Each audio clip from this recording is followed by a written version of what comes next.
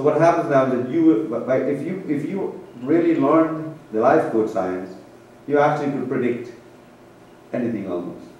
You can predict what day you're going to have an accident and you have to avoid it, or you can predict if you're going to win the court case, things like that. And so what happens now is that over this 4 ages, or this 4 ages of time, man loses this knowledge. So from the age of truth, now we're in the last age, man has lost every knowledge there is. Man is so debased now, that's why we have all of these wars and all of these just damages to the universe and so on, all these killings and things like that. Man has gone to such a low base right now, that now, God now is going to step in, God in the sense of the universe, is going to step in and correct it. So here's what's going to happen. Hurricanes, earthquakes, tsunamis, all of these things are going to happen now. And that is going to make man realize something. So wait a minute. I am not a whole, I'm a fraction. He's going to realize now that he's not whole. He's actually a fraction of the universe. So he's part and parcel of that universe. And so what happens when tsunamis happen, people pray. Funny, only when they have disaster they pray, they don't pray before. So now, distress brings man closer to the universe or God. So what happens to nature? So, if you get distress, then you go and you pray and you run to the priest and you go to see the Jyotishi. Right? When someone doesn't see me for a while, I said, okay, they're doing well. But then, I know when they're going to see me. As soon as that bad year comes along, they're going to come and see me because things are going right. But in the old days, in the age of truth, man didn't wait until he had a problem to know the future. He didn't have a real problem. Swami, look, I got a court case. You got to tell me what to do now. I got to win this case. Or Swami, look, my sister has cancer. What am I going to do? Tell me what's going to happen. What should I do? Right? But in the age of truth, man did not wait for that moment. In the age of truth, man knew ahead of time that it's going to happen. So he was prepared. Right? So he did the mantras. Right? And so, when you were having children, for example, they would know where the moon is, because the moon controls the ovulation of the woman. So the moon knows exactly where the egg is in the human body. It knows exactly how many days more the egg has to come down, or the egg has to be there for it to get pregnant. So what they did in the age of truth, the wise guys, they would wait until the egg is at the moment, the fertilization takes place at the moment when this baby is going to become a king. So they already planned. They brought the king way before. So he's going to be born at a certain time, a certain day, when he's going to become a king. Right? Now, how did they do this? Because they did not just look at the planets and say, okay, you're the gods, we're going to worship you. No, the planets are not the gods to be worshipped in that sense. They used what you call timing. They use what you call timing. Timing now is how they timed everything. And guess what people do not have most of the time these days? Time. They don't have time. People are fighting for time. Everybody's fighting, 4 years of presidency, maybe we should make it 8. Or we should make it 12. For time, Everybody's fighting over time. But the time can be controlled by you. All you have to do is work with the planets. Because each planet times differently. For example, The moon times your body in terms of the month. Right? The moon performs the month. No? So when that woman has her menstrual cycle and she decides to get crabby, or what do you call PMS. So if you get the PMS is dependent upon when the moon is going to affect her. See? So if you know the woman is going to have a PMS at a certain time, right? Then you take steps, right? To do it. So you time yourself according to that. Let's say you didn't time yourself and you just, okay, don't worry about it. I'll just, whenever it comes, it comes. And when the fights start, your whole life changes. Right? Then the sun controls the day, our daily activity. The sun controls the day, how our life goes. So when you go to sleep, it's like you die.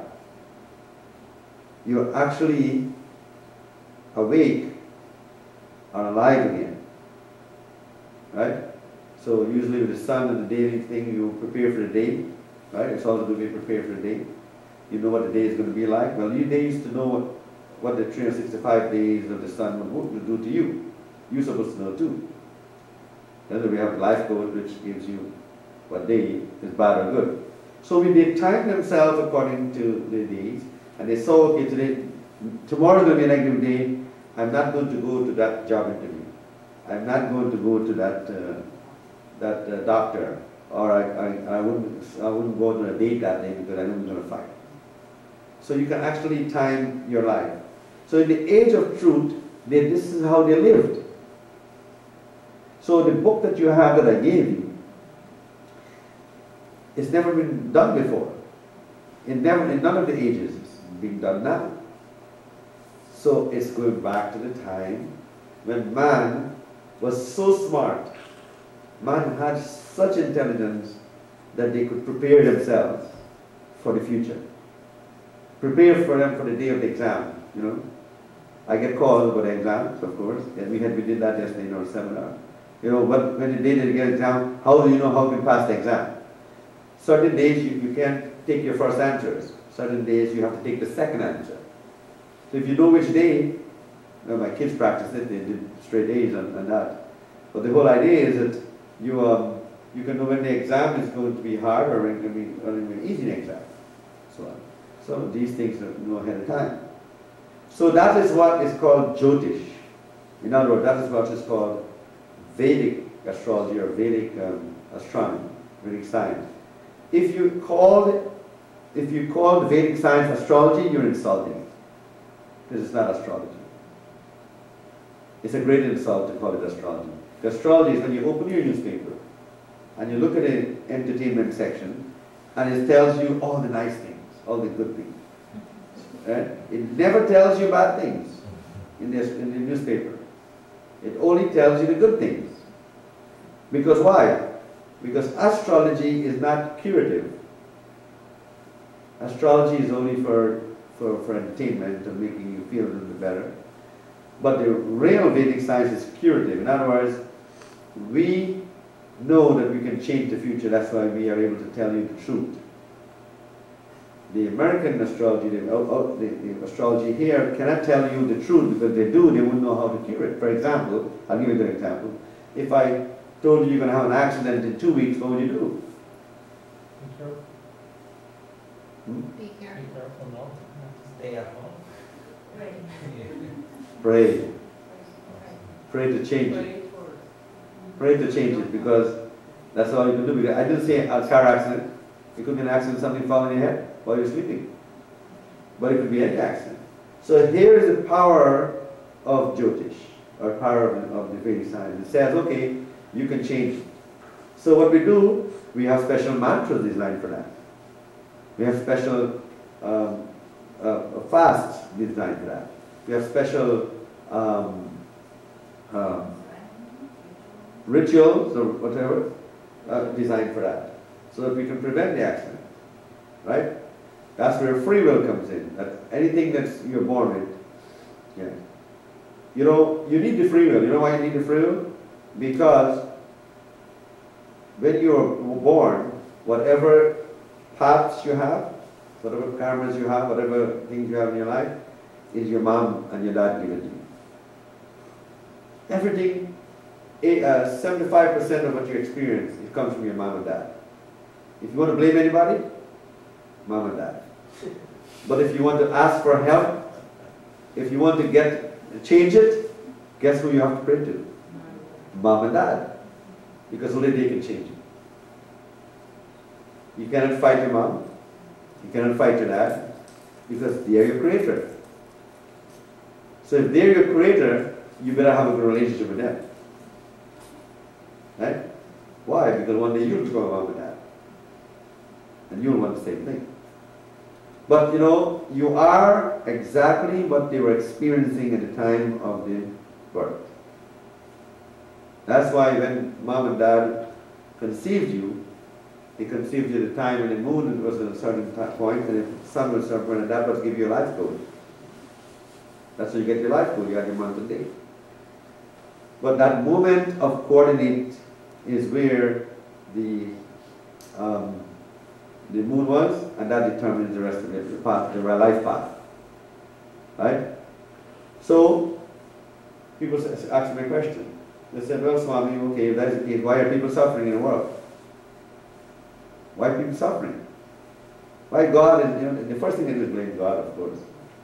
Why God is not making the world a better place? Right? But during the pregnancy, if the mother was slapped and kicked and abused, what kind of baby would that be? And it's the same thing with the plant. If you never water the plant, it will dry up. The fruits will be good. But if the mother was pampered and the mother was given lots of roses and romanced and so on, then that will produce a better baby. That's how you get your numbers, 5 and 1 and so on. A one baby, a one person suffers loneliness. Why? Because mom and dad was lonely at the time. Or dad left mom alone at that time. So the whole idea is that it's all karma. So when you have a problem, like for example, you come to Swami and your husband left you and he's gone, or your husband is beating you, right? Look back carefully at the experience of your mother, and you'll find that that experience that you're having now is embedded in those 9 months. Whatever you're experiencing in your life now, part of that was in your 9 months of pregnancy, when you were in the womb. And you'll see that something will happen.